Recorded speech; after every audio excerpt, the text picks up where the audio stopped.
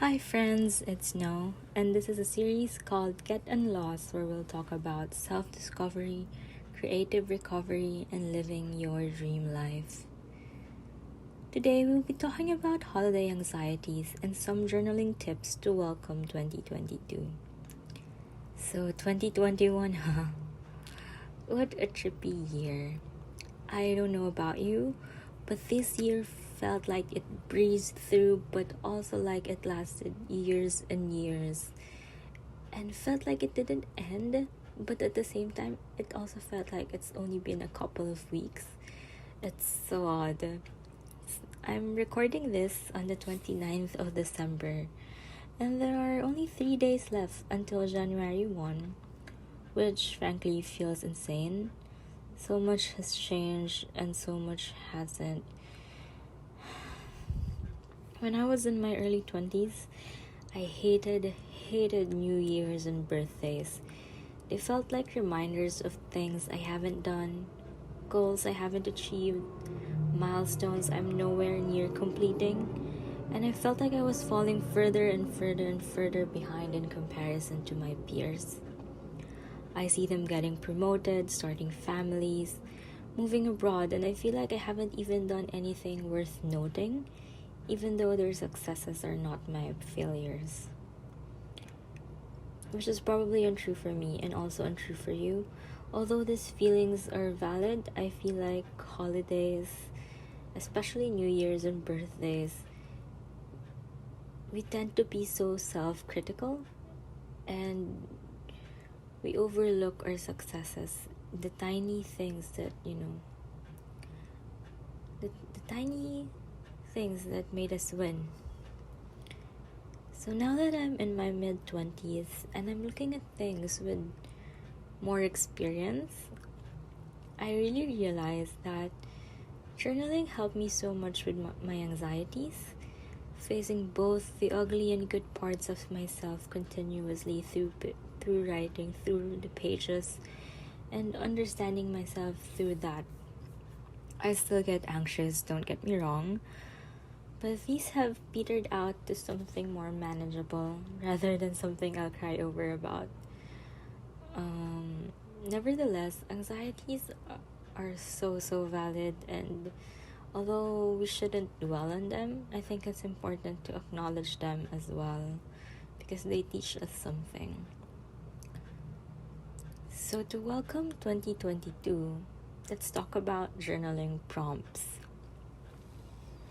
For New Year's, I like to do a 2-part journaling session, a look back and a look forward.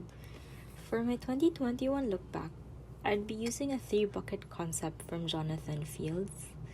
I'd look at areas of my life under connection, vitality, and contribution and assess how filled these buckets are.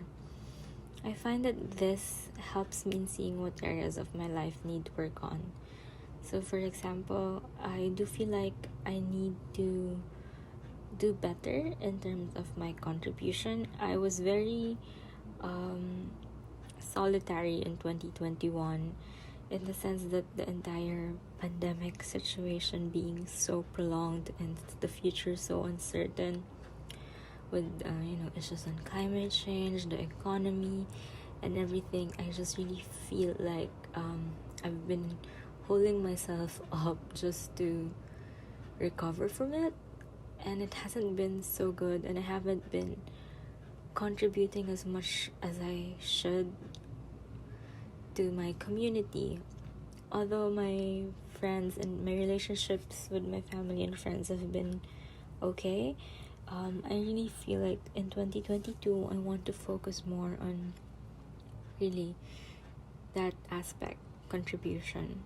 In addition to this, I also ask myself some questions. These questions are a mix of things that I saw over the years as I read and watched videos on recovery, self-discovery, and things that have helped me throughout the years. So these questions include what are my favorite moments, the highlights of the year? What am I proud of? What did I learn? What can I improve on? How aligned am I with the life that I want to really live? What am I most excited about moving forward? So these questions are quite simple, but when you sit down and really work through them, journal through them, and understand yourself, they tell you a lot and they teach you more about yourself than you really think. And aside from that, I also like to choose a word of the year.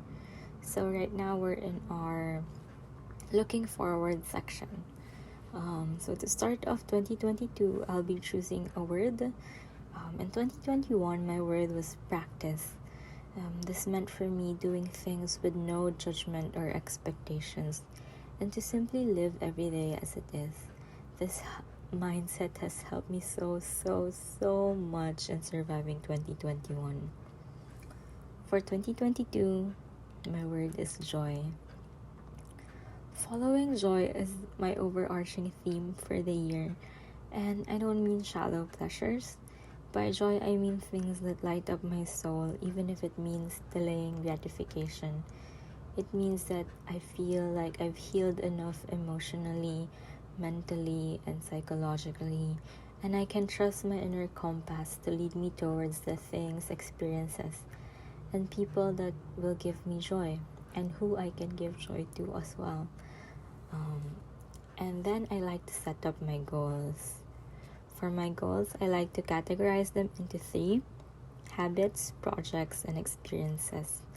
I like to keep this to 6 or 7 at most, so each category would have 1 to 3 things.